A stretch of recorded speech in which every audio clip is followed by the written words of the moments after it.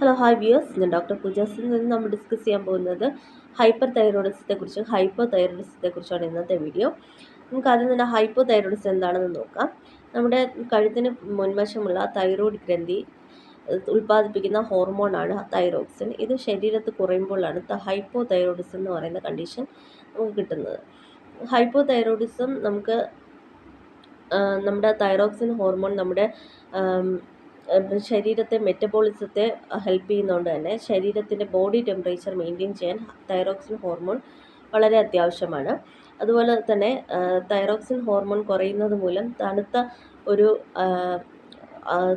ഒരു ഫീലിംഗ് ആയിരിക്കും നമ്മുടെ ബോഡിയിലുണ്ടാവുക. അതുപോലെ തന്നെ നമുക്ക് ക്ഷീണവും അതുപോലെ തന്നെ മലബന്ധം, ശരീരം വണ്ണം വയ്ക്കുക, ഇതെല്ലാം ഇതിൻ്റെ സിംറ്റംസ് ആയിട്ട് കണ്ടുവരുന്നുണ്ട്. അതുപോലെ തന്നെ നമുക്ക് ഹൈപ്പോ തൈറോയിഡിസത്തിൽ നമുക്ക്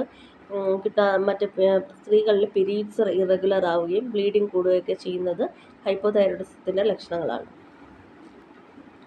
നമുക്കൊരു ബ്ലഡ് ടെസ്റ്റ് കൂടെ ഹൈപ്പോ തൈറോയിഡിസം നമുക്ക് ഡിറ്റക്റ്റ് ചെയ്യാവുന്നതാണ്. അതിൽ നമ്മൾ ബ്ലഡ് ടെസ്റ്റിന് TSHഉം T4ഉം ആണ് നോക്കുന്നത്. ഹൈപ്പോ തൈറോയിഡിസം ആണെങ്കിൽ TSH കൂടുതലും T4 കുറവുമായിരിക്കും ഹൈപ്പോ തൈറോയിഡിസത്തിൽ.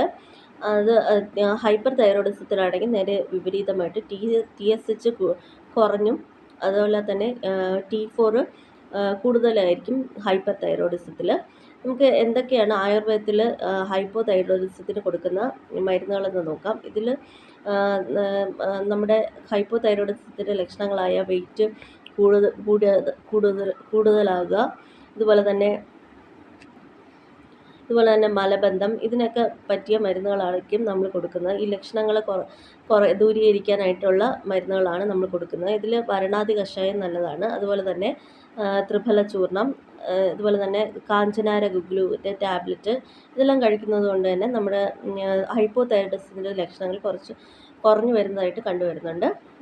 അതുപോലെ തന്നെ നമുക്ക് ഡയറ്റിലും വളരെ ശ്രദ്ധിക്കേണ്ടതായിട്ടുണ്ട്. നമ്മൾ കഴിക്കുന്ന ആഹാരം തൈറോയ്ഡ് കൂട്ടാതിരിക്കാൻ ശ്രദ്ധിച്ചുള്ള ഡയറ്റ് വേണം നമ്മൾ കഴിക്കേണ്ടതായിട്ട്. അപ്പോൾ അതിൽ നമ്മൾ ഓട്സ്, ഫൈബർ കണ്ടൻറ്റ് അടങ്ങിയ ഫുഡ് ഐറ്റംസ് കൂടുതൽ കഴിക്കുക. ഇതിൽ ഓട്സ്, ബ്രൗൺ റൈസ്, ഇതുപോലത്തുള്ള ആഹാരങ്ങൾ കഴിക്കുന്നത് മൂലം നമ്മുടെ ഫൈബർ കണ്ടൻറ്റ് ഇൻക്രീസ് ചെയ്യുകയും അതുപോലെ നമ്മുടെ കൊളസ്ട്രോൾ കൂടാതിരിക്കുകയൊക്കെ ചെയ്യുന്നത് മൂലം നമ്മുടെ വണ്ണം വയ്ക്കാതിരിക്കുകയും ചെയ്യുന്നു. അതുപോലെ തന്നെ നമ്മുടെ തൈറോയിഡിൻ്റെ ഹെൽത്തി ഫങ്ഷനിങ്ങിന് ആയിട്ട് സഹായിക്കുന്നതാണ് ഇതുപോലത്തെ ഉള്ള ഡയറ്റ് നമ്മൾ പാലിക്കുന്നത്. അതിൽ നമ്മൾ അധികം മധുരം കഴിക്കാതിരിക്കുക, അധികം പുളിയുള്ള ആഹാരങ്ങൾ, അതുപോലെ തന്നെ നമ്മുടെ അധികം പുളിയുള്ള ആഹാരങ്ങൾ, അതുപോലെ തന്നെ അധികം ഉപ്പുള്ള ആഹാരങ്ങളും കഴിക്കാതിരിക്കുക. ഇതിൽ തന്നെ നമ്മൾ അയഡിൻ ഡെഫിഷ്യൻസി കൊണ്ടുണ്ടാകുന്ന ഹൈപ്പോ തൈറോയിഡിസം ആണെങ്കിൽ നമുക്ക് സീ ഫുഡ് കഴിക്കുന്നത് നല്ലതായിരിക്കും. സീ ഫുഡ് ഉദ്ദേശിക്കുന്നത് ഷെൽ ഫിഷ്, പ്രോൺസ്, അതുപോലെ തന്നെ ട്യൂന, സാർഡൈൻസ്, ഇതൊക്കെ കഴിക്കുന്നത് നല്ലതായിരിക്കും. അത് അയഡിൻ കണ്ടൻറ്റ്, അയഡൈസ്ഡ് ഉപ്പും കഴിക്കുന്നത് നമ്മൾ അയഡിൻ ഡെഫിഷ്യൻസി മാറാനും അതുപോലെ തന്നെ നമ്മുടെ ഹൈപ്പോ തൈറോയിഡിസം സോൾവ് ചെയ്യാനും സഹായിക്കുന്നതാണ്. അതുപോലെ തന്നെ ഗാർലിക്, വെളുത്തുള്ളിയുടെ യൂസും അതുപോലെ തന്നെ കരിഞ്ജീരകം ഇട്ട് തിളപ്പിച്ച വെള്ളം കുടിക്കുന്നതും ജീരകം ഇട്ട് തിളപ്പിച്ച വെള്ളം കുടിക്കുന്നതൊക്കെ നല്ലതാണ്. ഇത് നമ്മുടെ ശരീരത്തിന് കുറച്ചും കൂടെ ഒരു ഊർജ്ജം ഉണ്ടാവാനും അതൊക്കെ സഹായിക്കുന്നതാണ് നമ്മുടെ കരിഞ്ജീരകം ഇട്ട് തിളപ്പിച്ച വെള്ളവും. അതുപോലെ തന്നെ ഇത് നമ്മുടെ ഗാർലിക്കും അതുപോലെ തന്നെ കൊളസ്ട്രോളൊക്കെ കുറയ്ക്കുന്ന ഒരു ഔഷധമാണ് ഗാർലിക്ക് അല്ലെങ്കിൽ വെളുത്തുള്ളി.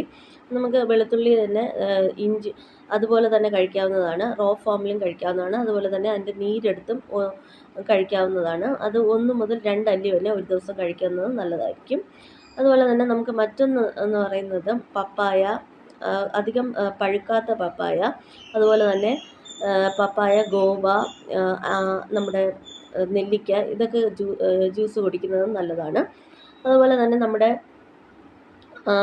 മത്തങ്ങയുടെയൊക്കെ ക്യാരറ്റിൻ്റെയൊക്കെ സൂപ്പ് അടിച്ച് കുടിക്കുന്നതൊക്കെ നല്ലതായിരിക്കും. നമ്മുടെ തൈറോയിഡിൻ്റെ ഹെൽത്തിന്, തൈറോയിഡ് ഹോർമോൺസ് കറക്റ്റായിട്ട് വർക്ക് ചെയ്യാനായിട്ട് സഹായിക്കുന്നതാണ് ഈ ഇതെല്ലാം. മറ്റൊന്നെന്ന് പറയുന്നത് ഹൈപ്പർ തൈറോയിഡിസമാണ്. ഹൈപ്പർ തൈറോയിഡിസത്തിൽ നമ്മുടെ തൈറോക്സിൻ ഹോർമോൺ കൂടുതലായിട്ട് ഉൽപ്പാദിപ്പിക്കുന്നതുകൊണ്ടാണ് നമുക്ക് ഹൈപ്പർ തൈറോയിഡിസം. അതിന് നമുക്ക് ഒരുപാട് സ്വെറ്റ് ചെയ്യുക അല്ലെങ്കിൽ വിയർക്കുക, ഒരുപാട് നമുക്ക് ഡിപ്രഷൻ കണക്ക് വരിക, അതൊക്കെ ഹൈപ്പർ തൈറോയിഡിസത്തിൻ്റെ ലക്ഷണമാണ്. മാത്രമല്ല നമ്മുടെ കണ്ണൊക്കെ ബൾജ് ചെയ്ത് വരിക, അതുപോലെ തന്നെ കണ്ണിൽ പ്രഷർ കണക്ക് തോന്നുക, അതുപോലെ തന്നെ കണ്ണിൻ്റെ കാഴ്ച ഡബിൾ വിഷൻ ആവുക, ലൈറ്റ് സെൻസിറ്റിവിറ്റി, ഇതെല്ലാം ഹൈപ്പർ തൈറോയിഡിസത്തിൻ്റെ ലക്ഷണങ്ങളാണ്. മാത്രമല്ല വെയിറ്റ് കുറഞ്ഞു വരിക, അതുപോലെ തന്നെ അധികമായിട്ട് നമുക്ക്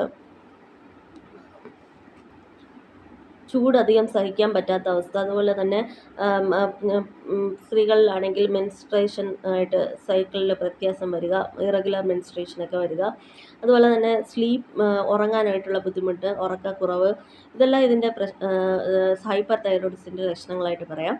അതുപോലെ തന്നെ ഹൈപ്പർ തൈറോയിഡിസത്തിൽ നമ്മൾ പിത്തശമനമായിട്ടുള്ള ഡ്രഗ്സാണ് കൊടുക്കുന്നത്. ഇതിൽ നമ്മൾ സാധാരണയായിട്ട് നമ്മൾ കൊറിയാണ്ടർ സീഡ്സ് നല്ലതാണ്. അതിൽ മല്ലിയിട്ട് തിളപ്പിച്ച വെള്ളം കുടിക്കുന്നത്, മല്ലിയുടെ അരിയിട്ട് തിളപ്പിച്ച വെള്ളം കുടിക്കുന്നത് നല്ലതാണ്. അത് പെട്ടെന്ന് ശരീരം തണുക്കാനും ഈ അധികം ചൂട് വരുന്നത് കുറയ്ക്കാനും ഒക്കെ സഹായിക്കുന്നതാണ് മല്ലിയുടെ ഉപയോഗം. അതുപോലെ തന്നെ ബിറ്റർ ഗോഡ്, അതായത് പാവയ്ക്ക, അതുപോലെ തന്നെ ബോട്ടിൽ ഗോഡ്, വെള്ളരിക്ക, ഇതൊക്കെ കഴിക്കുന്നതും നല്ലതാണ്. അതുപോലെ തന്നെ നമുക്ക് പോംഗ്രാനൈറ്റ് ജ്യൂസ് അടിച്ച് കുടിക്കുക, അതുപോലെ ആപ്പിള്, വാട്ടർമെലൺ, ഇതെല്ലാം കഴിക്കുന്നതും നല്ലതാണ്. ഹൈപ്പർ തൈറോയിഡ്സ് ഉള്ളവർക്ക് അത് ചൂട് കുറയാനും അതുപോലെ തന്നെ സ്വെറ്റിംഗ് ഒക്കെ കുറയാനും ആ ഒരു ഇറിറ്റേഷൻ മാറാനും ഒക്കെ സഹായിക്കുന്നതാണ് ഇതുപോലെയുള്ള പാനീയങ്ങൾ. മാത്രമല്ല നമുക്ക് ടർമറിക്, അതായത് നമ്മുടെ മഞ്ഞപ്പൊടി കൂടുതൽ ഡയറ്റിൽ ഇൻക്ലൂഡ് ചെയ്യുന്നത് നല്ലതായിരിക്കും. അതുപോലെ തന്നെ നമുക്ക് പിത്തശമനമായിട്ടുള്ള ശീതവീര്യമുള്ള ഡ്രഗ്സ്, തണുത്ത വീര്യമുള്ള ആഹാരങ്ങൾ വേണം കഴിക്കാനായിട്ട്. അതുപോലെ തന്നെ മുരിങ്ങയിലയൊക്കെ കറി വെച്ച് കഴിക്കുന്നതൊക്കെ നല്ലതാണ്. മുരിങ്ങയിലയൊക്കെ വളരെ അധികം ന്യൂട്രിയൻസ് ഉള്ളതും അതുപോലെ തന്നെ തൈറോയിഡിൻ്റെ ഫങ്ഷന് നല്ലതായി ഹെൽത്തി ആയിട്ട് നിൽക്കാനും ഒക്കെ സഹായിക്കുന്നതാണ് മുരിങ്ങയിലയുടെ use. Thank you for watching.